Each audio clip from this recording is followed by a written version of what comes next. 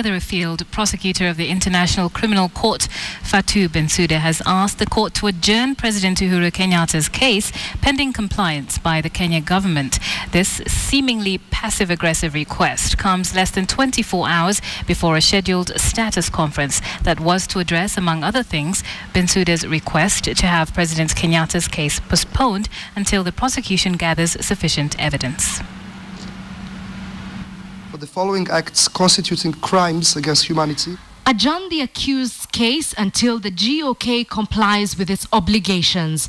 This is the last of 3 requests that Chief Prosecutor Fatou Bensouda has made in her latest application to the International Criminal Court.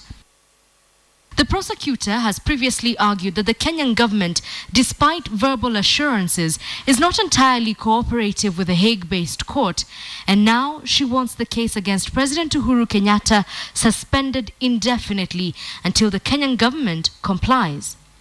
But this request is the last resort. First on Bensouda's list is a request to the judges to reject an application by Uhuru's lawyers to terminate the proceedings entirely. Bensouda argues termination is a premature request.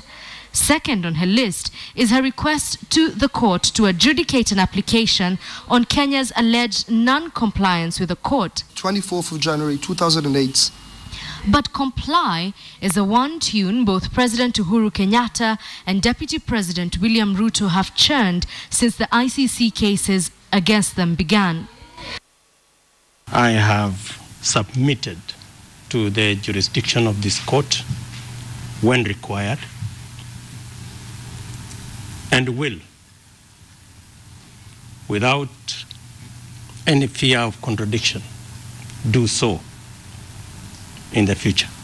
A declaration that has been difficult for the prosecution to swallow. Some have, however, argued that government's non-compliance with the court would not be far-fetched, given the nature in which the International Criminal Court came to Kenya. Kenya is the first case where an investigation was opened on the basis of the prosecution's own propriemotor powers.